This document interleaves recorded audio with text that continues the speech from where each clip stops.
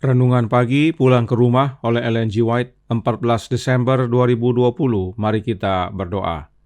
Bapa kami yang di sorga, Allah pencipta langit dan bumi, laut dan segala isinya, Allah yang maha besar, maha kuasa, sumber segalanya yang kami sembah selalu melalui anak-Mu yang tunggal, Yesus Kristus. Terpujilah Yesus, anak Allah yang maha tinggi, anak domba yang menghapus dosa dunia ini. Pada pagi hari ini kami bersyukur boleh bangun dan berbakti dan sebagaimana mendengarkan nasihat firman-Mu, kiranya ini menjadi perubahan bagi hidup kami, agar kami sungguh-sungguh setia kepada Allah Bapa dan Anak-Nya.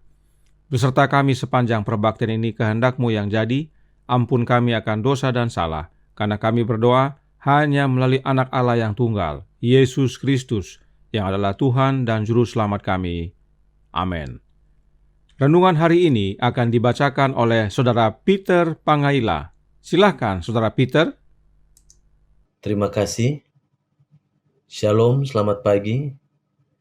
Bacaan renungan pagi kita hari ini 14 Desember 2020 dengan judul Sebuah Pelajaran yang Berlangsung Sampai Kekekalan. Ayat tema, inilah hidup yang kekal itu, yaitu bahwa mereka mengenal Engkau satu-satunya Allah yang benar dan mengenal Yesus Kristus yang telah Engkau utus. Yohanes 17 ayat 3.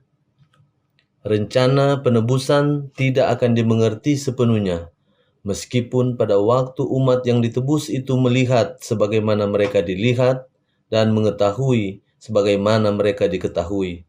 Tetapi sepanjang zaman kekekalan kebenaran baru akan dibukakan terus-menerus kepada pikiran yang penuh dengan kekaguman dan kesukaan. Meskipun kedukaan, kesakitan, dan pencobaan dunia telah berakhir dan penyebabnya telah dibuangkan, umat Allah akan selalu mempunyai pengetahuan yang jelas mengenai harga keselamatan mereka. Salib Kristus akan menjadi ilmu pengetahuan dan nyanyian umat tebusan selama-lamanya. Dalam Kristus yang dimuliakan itu, mereka akan melihat Kristus yang disalibkan. Tidak akan pernah dilupakan bahwa Ia yang berkuasa menciptakan dan menopang dunia-dunia yang tak terhitung banyaknya di seantero jagat raya ini. Allah yang Maha Kasih, penguasa surga, Ia yang dipuja oleh kerub dan serafim yang bersinar dengan sukacita, merendahkan dirinya untuk mengangkat manusia yang jatuh, yang menanggung kejahatan dan kehinaan dosa, dan wajah Bapanya yang disembunyikan hingga kutukan dunia yang hilang ini meremukkan hatinya dan menyerahkan hidupnya mati di salib Golgota. Bahwa pencipta segala dunia, penentu semua tujuan, harus mengesampingkan kemuliaannya dan merendahkan dirinya kepada manusia, akan selalu membangkitkan keheranan dan kekaguman alam semesta. Sementara bangsa-bangsa yang diselamatkan memandang penebus mereka dan memandang kemuliaan Bapa yang bersinar di wajahnya, sementara mereka memandang taktanya yang dari selama-lamanya sampai selama-lamanya dan mengetahui bahwa kerajaannya tidak akan pernah berakhir. Mereka mengangkat suaranya dalam nyanyian kegembiraan. Layaklah anak domba yang tersembelih itu, yang telah menebus kita kepada Allah oleh darahnya sendiri yang paling mulia. Misteri salib menjelaskan semua misteri lain. Dalam terang yang memancar dari Golgota, sifat-sifat Allah yang telah memenuhi kita dengan ketakutan dan kedahsyatan tampak indah dan menarik. Belas kasihan, kelemah lembutan, dan kasih orang tua tampaknya dipadukan dengan kesucian, keadilan, dan kuasa. Sementara kita memandang keagungan taktanya yang mulia dan ditinggikan, kita melihat tabiatnya dalam manifestasi yang berkemurahan dan mengerti seperti belum pernah sebelumnya makna dari panggilan Bapa kami. Akan tampak bahwa Ia yang tidak terbatas dalam hikmat tidak merancang rencana lain bagi keselamatan kita, kecuali pengorbanan anaknya. Akibat dari pertentangan juru selamat dengan kuasa-kuasa kegelapan adalah sukacita bagi umat tebusan yang akan menyumbang pada kemuliaan Allah selama-lamanya.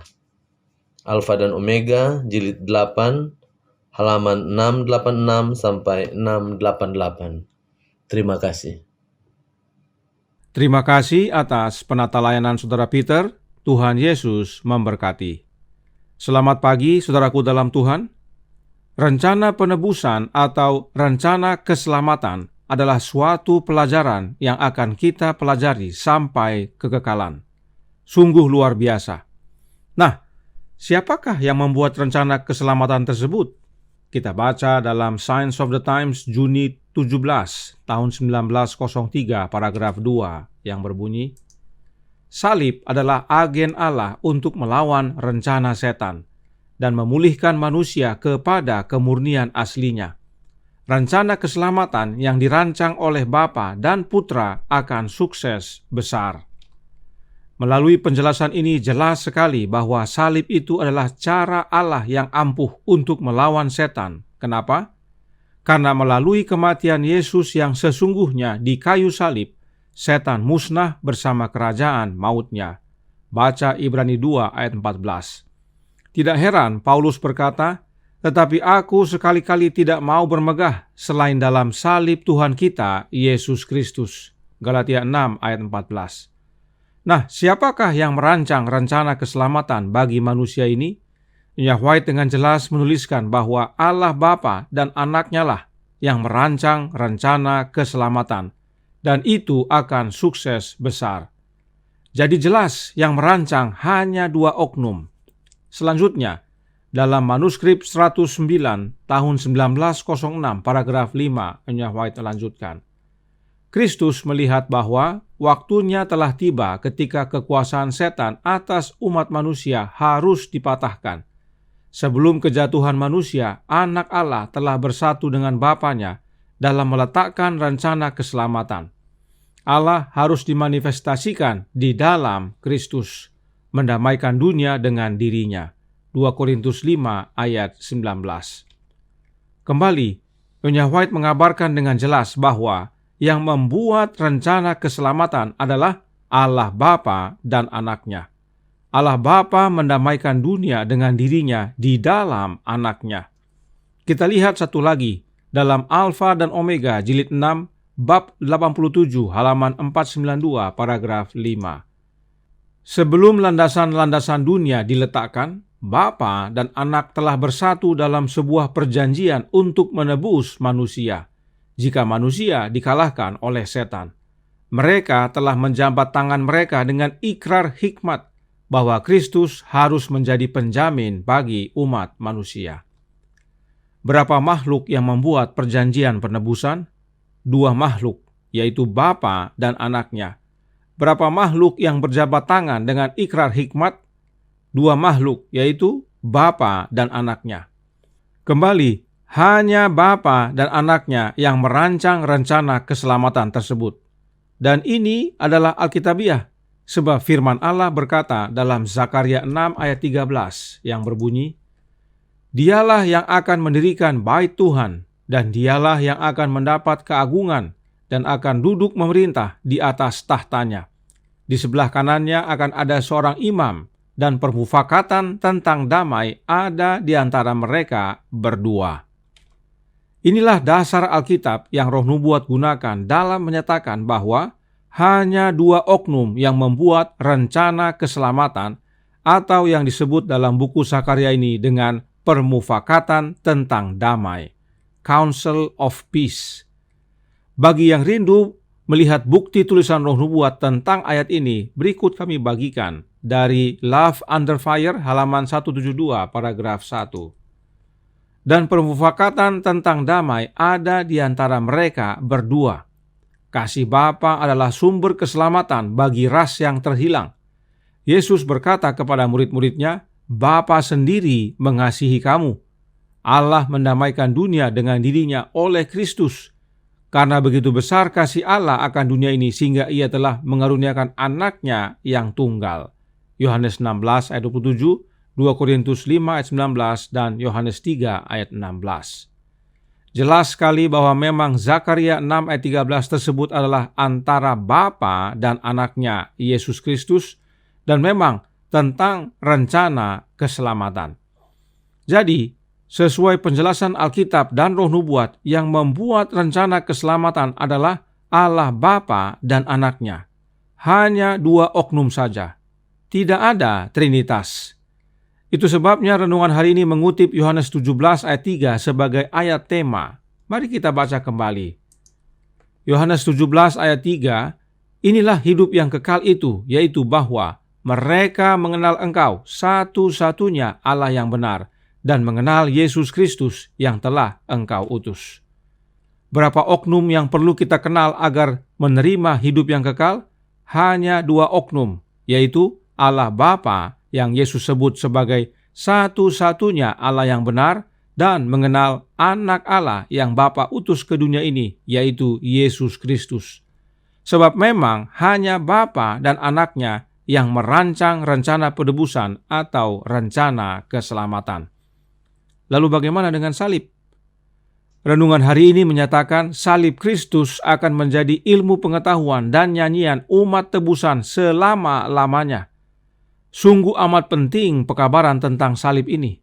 Itu sebabnya Roh Nubuat menyatakan dalam Membina Keluarga Sehat halaman 424 paragraf 6 yang berbunyi, biarlah orang muda menjadikan firman Allah makanan bagi pikiran dan jiwa. Biarlah salib Yesus dibuat menjadi ilmu dari segala pendidikan, pusat semua pengajaran dan pelajaran.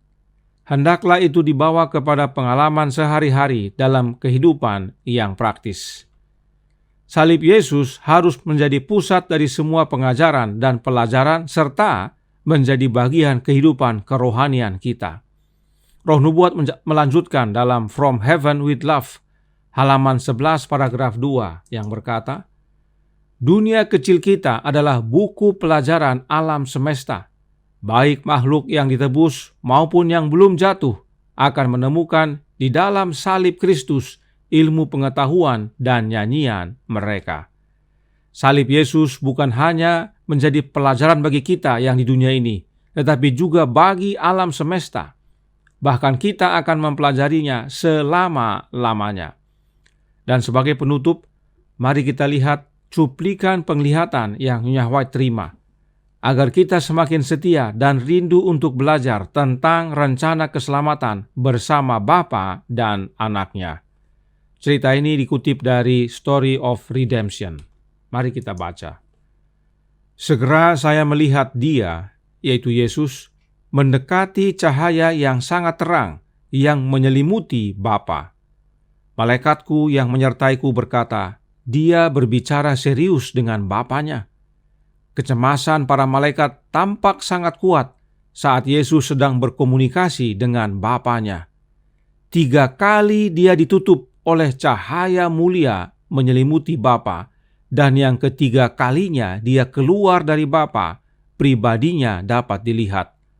Wajahnya tenang, terbebas dari semua kebingungan dan keraguan, dan bersinar dengan kebajikan serta keindahan, tidak dapat diungkapkan dengan kata-kata. Dia kemudian memberitahukan kepada pasukan malaikat bahwa jalan keselamatan telah dibuat untuk manusia yang hilang. Dia mengatakan kepada mereka bahwa Dia telah memohon kepada Bapanya dan telah menawarkan untuk memberikan nyawanya sebagai tebusan, untuk menjatuhkan hukuman mati atas dirinya sendiri, bahwa melalui Dia manusia boleh mendapat pengampunan. Anak Allah, Yesus Kristus, berbicara serius dengan Bapanya, dan 3 kali Yesus berbicara serius dengan Bapanya. 3 kali terjadi perundingan. Renungkan saudaraku dalam Tuhan. Doktrin Trinitas ajarkan bahwa Yesus mati dan bangkitkan dirinya sendiri. Artinya tidak sepenuhnya mati. Sebab kalau mati, kebenaran Alkitab berkata, orang mati tidak tahu apa-apa dan tidak bisa apa-apa. Nah, kalau memang Yesus mati dan bisa bangkitkan dirinya sendiri, Lalu buat apa 3 kali terjadi negosiasi antara bapa dan anaknya? Kenapa susah sekali? Kan bisa bangkit sendiri.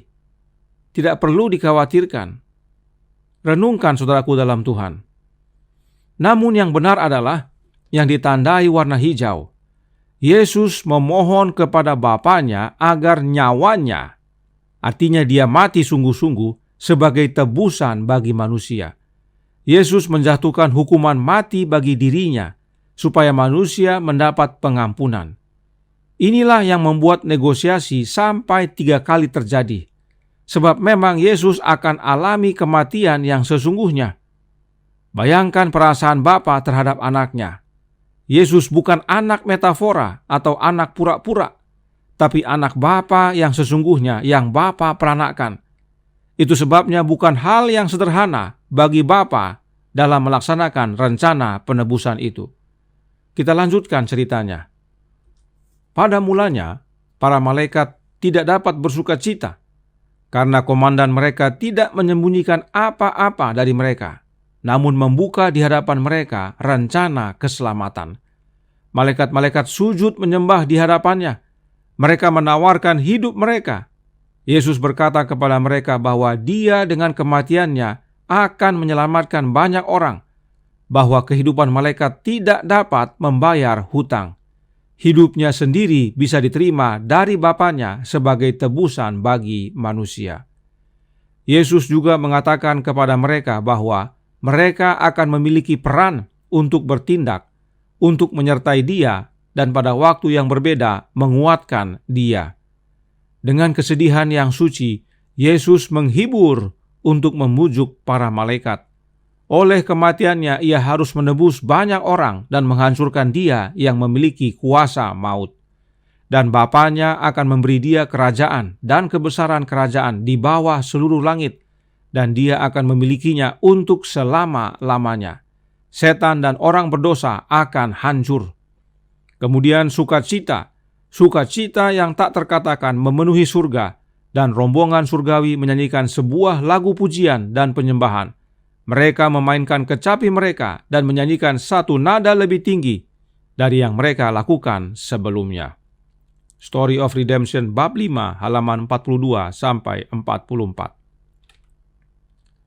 Ini baru secuil, saudaraku dalam Tuhan, tentang pelajaran rencana keselamatan. Masih banyak lagi yang akan kita pelajari. Perhatikan perkataan malaikat berikut ini. Masih dalam buku Story of Redemption, halaman 45, paragraf 1. Malaikat berkata, "Menurutmu, apakah Bapa menyerahkan putranya yang terkasih tanpa pergumulan? Tidak, tidak. Itu bahkan merupakan pergumulan Allah di sorga. Apakah membiarkan orang yang bersalah binasa, atau untuk memberikan putranya yang terkasih untuk mati untuknya?" Bisa lihat saudaraku dalam Tuhan? Inilah mengapa sampai terjadi 3 kali negosiasi antara bapa dan anaknya. Tidak mudah bagi bapa untuk membuat pilihan. Apakah merelakan anaknya menjadi tebusan bagi kita manusia yang berdosa ini, atau membiarkan kita binasa? Renungkan saudaraku dalam Tuhan, ini kebenaran yang mendalam. Ini bukti kuat dan agung bahwa Trinitas itu tidak ada dan tidak alkitabiah. Trinitas merusak dan menghancurkan hubungan bapa dan anaknya. Trinitas ajarkan bahwa Yesus bukan anak Allah yang sesungguhnya. Yesus katanya hanya anak metafora. Jika demikian, maka Allah Bapa juga adalah Allah Bapa yang metafora. Hubungan bapa dan anaknya hanyalah hubungan metafora. Lalu untuk apa Allah Bapa bergumul?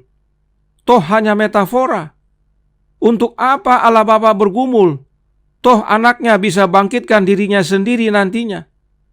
Artinya anak Allah hanya mati metafora. Bisa lihat saudaraku dalam Tuhan, Trinitas merusak. Rencana keselamatan yang buat adalah Allah Bapa dan anaknya. Namun dalam melaksanakannya bukan sederhana. Sebab Allah Bapa mengasihi anaknya yang dia peranakkan. Mazmur 2 ayat 7. Ini semua baru secuil. Dan saat membaca semua kutipan-kutipan ini, mata saya berair. Saya terharu. Saya tidak tahu bagaimana rasanya nanti saat kita belajar dan mendengarkan Bapa dan Anaknya menjelaskan seluruh rencana penebusan kepada kita. Kita pasti sulit berkata-kata. Namun minimal Wahyu 7 ayat 10 dan 12 menjadi bagian kita, yang berkata, "Dan dengan suara nyaring mereka berseru, 'Keselamatan bagi Allah kami yang duduk di atas tahta dan bagi Anak Domba,' sambil berkata, 'Amin, puji-pujian dan kemuliaan dan hikmat dan syukur dan hormat dan kekuasaan dan kekuatan bagi Allah kita sampai selama-lamanya. Amin.' Karenanya, saudaraku dalam Tuhan, saya rindu untuk duduk dekat kaki Yesus dan mendengarkan Dia menceritakan dan belajar daripadanya tentang rencana penebusan, tentang rencana keselamatan. Adakah saudara juga rindu? Jika saudara sekalian juga rindu, tetaplah setia kepada Allah Bapa, satu-satunya Allah yang benar, dan kepada Anaknya, Yesus Kristus, yang Bapa utus. Sebab mengenal Bapa dan Anaknya, itulah hidup yang kekal. Tuhan memberkati. Saya bawa dalam nama Yesus. Amin. Mari kita berdoa. Bapa kami yang di sorga, Allah pencipta langit dan bumi, laut dan segala isinya, Allah yang maha besar, maha kuasa, sumber segalanya, yang kami sembah selalu melalui Anak-Mu yang tunggal, Yesus Kristus. Terima kasih atas kebenaran yang indah pagi hari ini.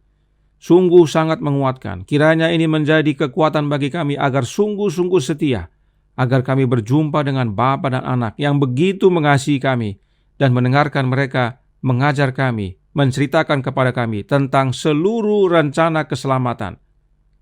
Kiranya ini menjadi kekuatan bagi kami ya Bapa. Tolong kami sepanjang hari ini kehendak-Mu yang jadi. Ampun kami akan dosa dan salah.